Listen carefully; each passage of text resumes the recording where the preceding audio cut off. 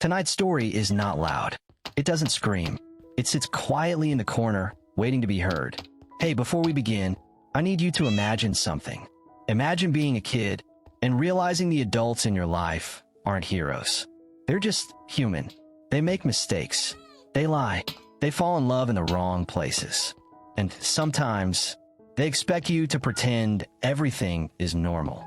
This is a confession, not about revenge, not about drama, but about the day I looked at my own mother and told her not to marry the man she cheated on my dad with. Yeah, it's messy, it's uncomfortable, and it's painfully real. So before we start, tell me in the comments, if you were in my place, would you stay silent? Or would you speak up? Take a breath. Because this one cuts deep. Let's begin. The wedding invitation is sitting on the kitchen island. The paper is thick and expensive, and it feels heavier than it should, like it's pressing down on the marble beneath it. I'm standing there with a cup of coffee, watching the steam rise into the quiet house. It's the kind of silence that comes after a scream has already ended. I can still see the look on her face when I said it. Not the anger. I could have handled anger.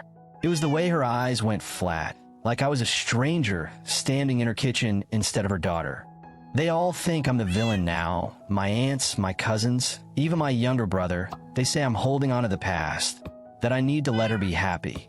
But they weren't there 3 years ago. They didn't hear the muffled whispers coming from the guest room while my dad was working the night shift, and they didn't see the way she tucked her hair behind her ear when he walked in, the same way she used to look at my father. I was 17, old enough to recognize a lie, but young enough for it to break something inside me. I still remember the smell of his cologne, sharp and synthetic. It clung to the air like something burning, and now every time I catch a hint of wood smoke or leather, my stomach turns before I can stop it.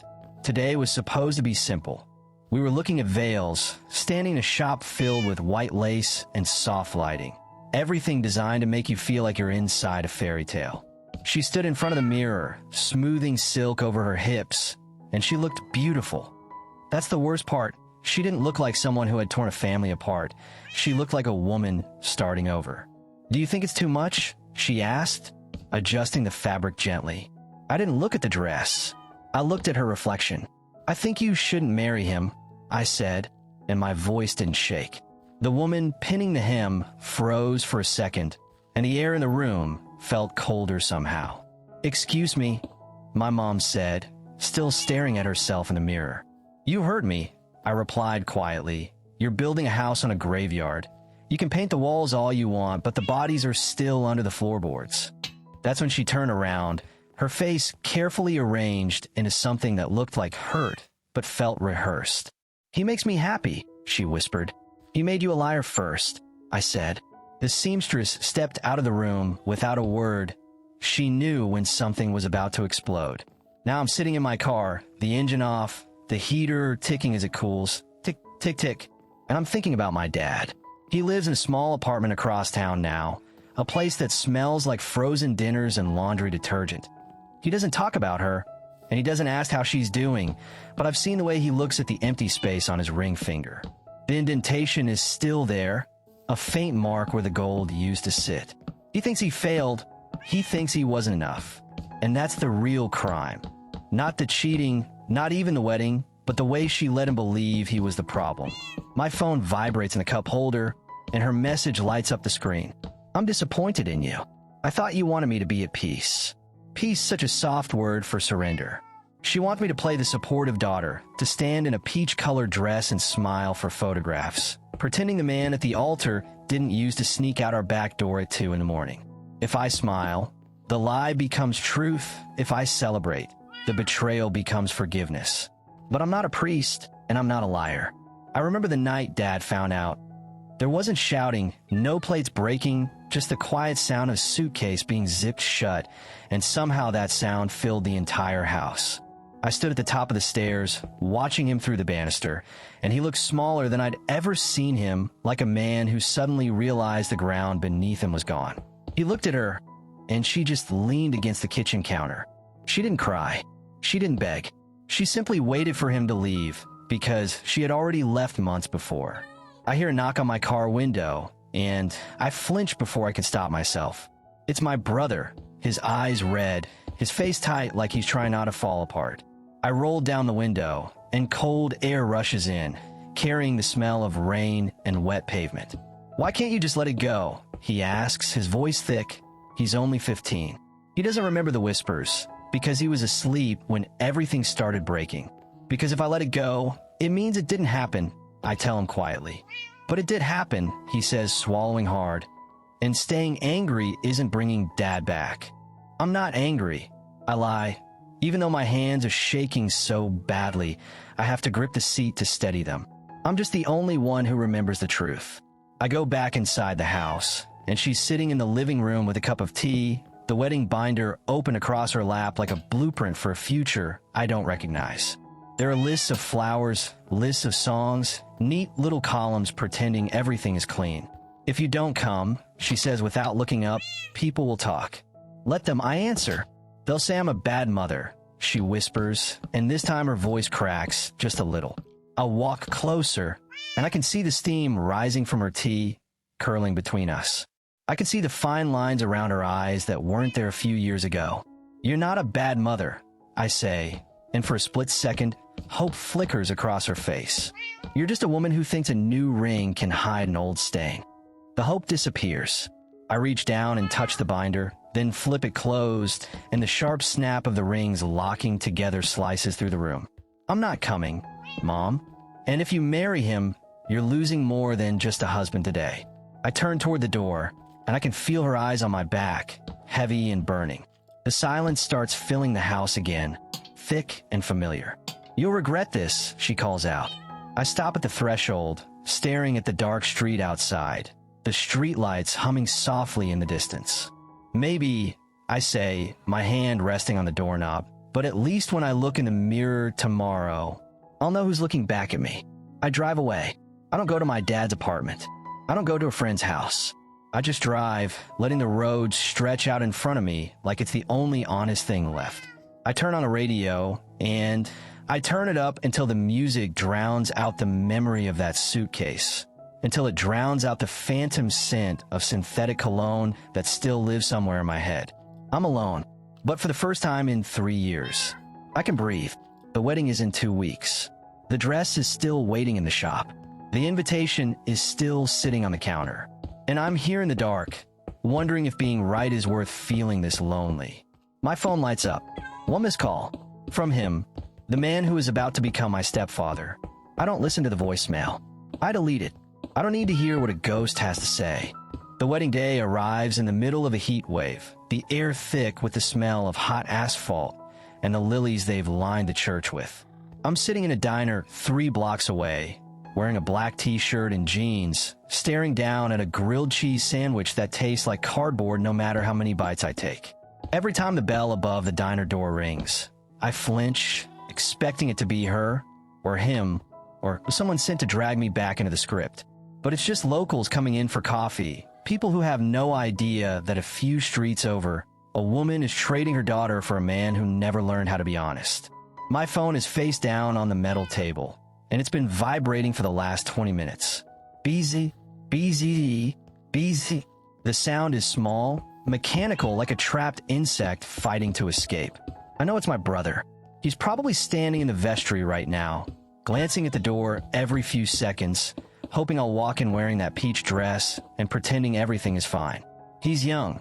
He still believes in the version of the story where love fixes what it breaks. I reach over and turn the phone off.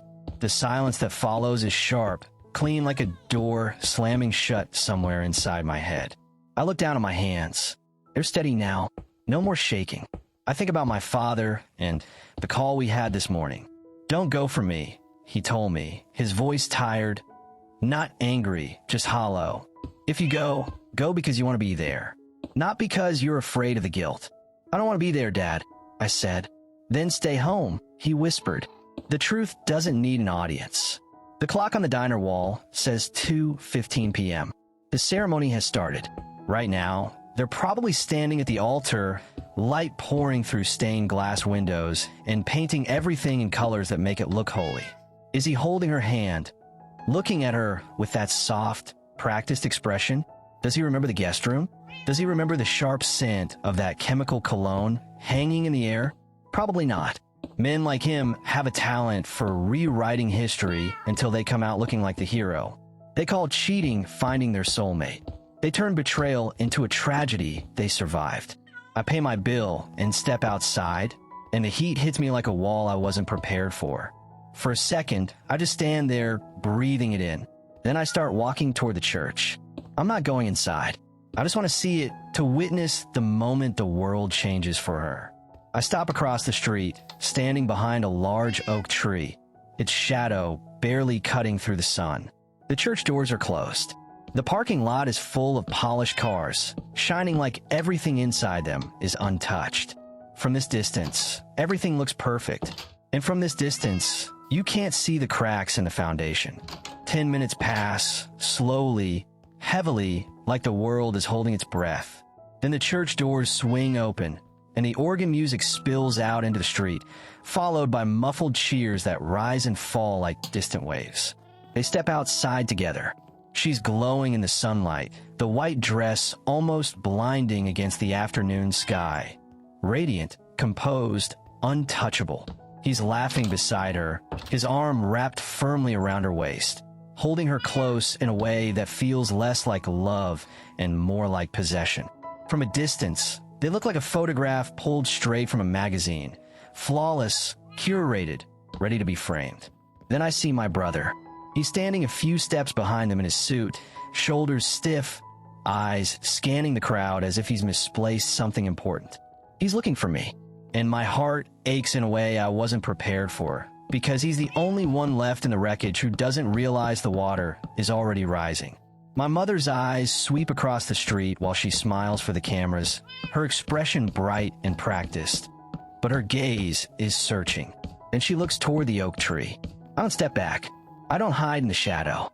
I move forward into the light, standing fully on the sidewalk. Just a girl in black jeans, exposed and uncelebrated. Our eyes meet. The distance between us is barely 50 feet, yet it stretches wider than anything I've ever crossed. Her smile doesn't slip. She's too disciplined for that. But I see it. A flicker.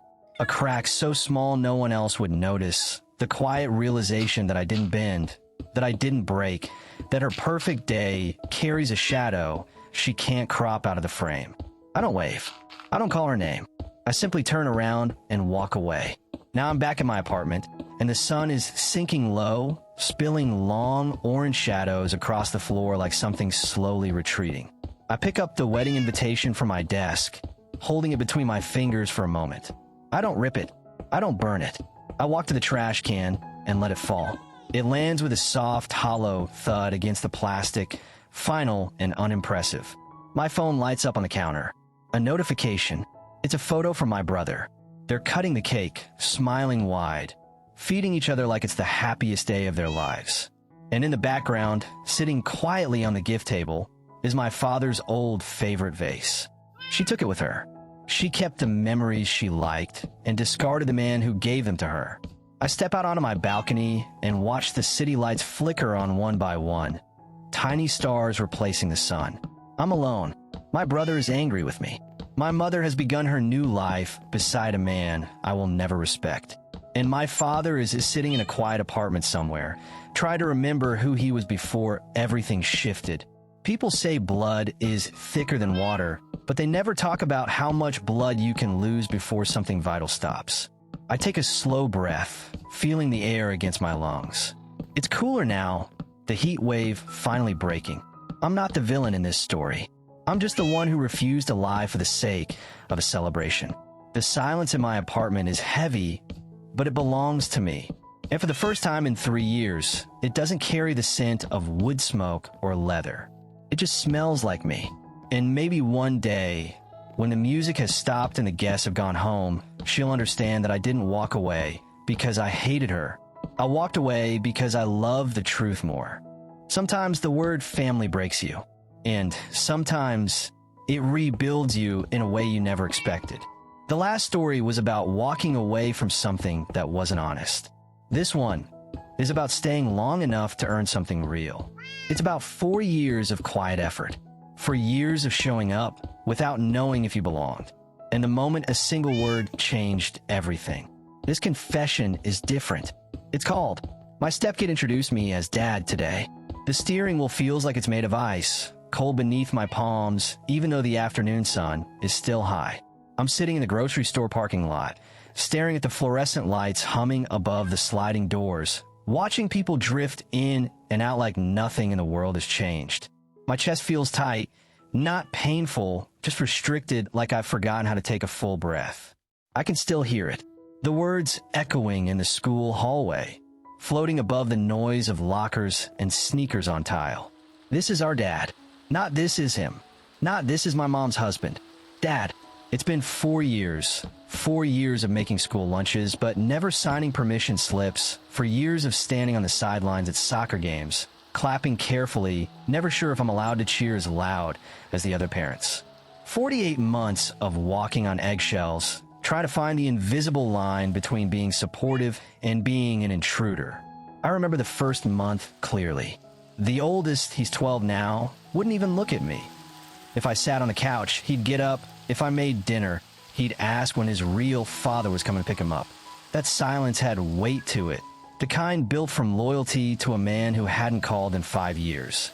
I never pushed. I just kept showing up, fixing things, driving them places, sitting at the table even when the air felt crowded. Last weekend, I fixed the basement stairs. A few months ago, I spent 3 hours in the rain helping the youngest search the yard for her lost earring, kneeling in the mud without thinking twice. I didn't do it to earn points. I did it because they were there, because their mother is the sun I orbit, and they're the gravity that comes with her. But today was different. The science fair gym smelled like floor wax and baking soda volcanoes, loud and chaotic and bright under fluorescent lights. The 12-year-old stood beside his poster board, tried to look confident while clearly terrified. A group of friends walked over, the cool kind, the kind that make you feel small when you're that age. One of them pointed at me. "Who's the guy?" And I felt that old instinct again. The reflex to shrink, to step back, to deliver the safe little script. The step script. The careful one. I opened my mouth to say it, but he beat me to it. He didn't hesitate. He didn't look at me for permission. He just hooked his thumb in my direction and said it like it was the most ordinary thing in the world. This is our dad. Casual. Simple. Like he was commenting on the weather. But the words landed in my chest with real weight, solid and undeniable. The younger one grabbed my hand and nodded proudly. "Yeah," she added, smiling up at her friends. "He helped us with the wiring. He's the best at it." The friends shrugged and moved on. They didn't care. But something inside that gym shifted, something invisible but enormous. The air felt lighter, brighter. I didn't cry. I just stood there in front of a cardboard volcano, feeling like someone had quietly handed me the keys to a kingdom I never thought I was allowed to enter. We walked to the car afterward, and they were arguing about ice cream flavors like nothing historic had just happened. Normal. Easy. And I kept glancing at them in the rearview mirror, realizing they have no idea what they gave me today. They don't know that for 4 years, I felt like a visitor in my own home. They don't know that every time I corrected homework, I worried I was crossing a line. They don't know that the word step always felt like a fence. And today, they tore it down without even noticing.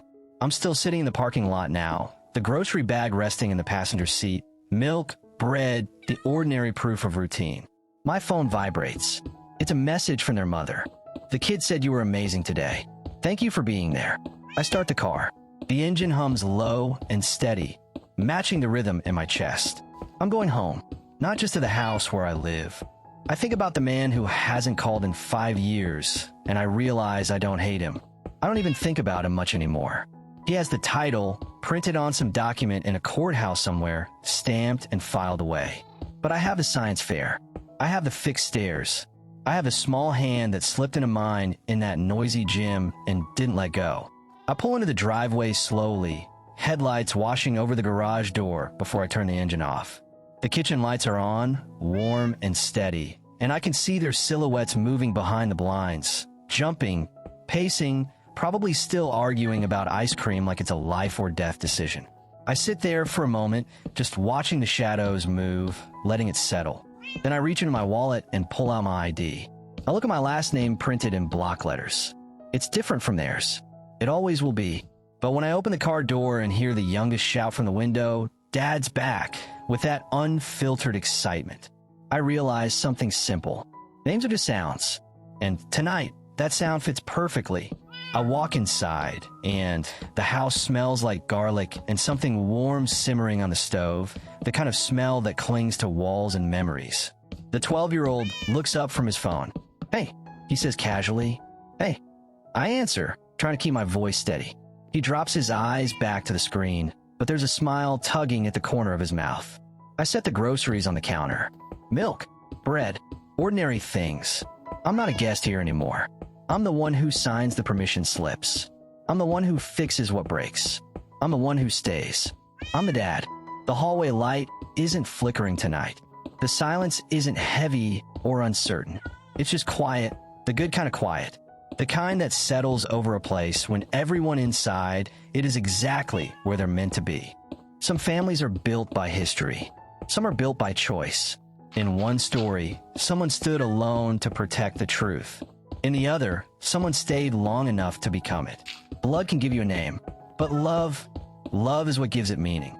And sometimes the bravest thing you can do is walk away. And sometimes the bravest thing you can do is stay. If this story meant something to you, take a second. Think about the people in your life. The ones who showed up, the ones who stayed, and the ones who taught you what family really means. If you've ever had to choose between silence and honesty, or between distance and devotion, you're not alone. Leave a comment and tell me which story hit you harder tonight. The one about letting go, or the one about being chosen. And if you're new here, subscribe. Because some confessions break your heart, and some quietly put it back together. I'll see you in the next story.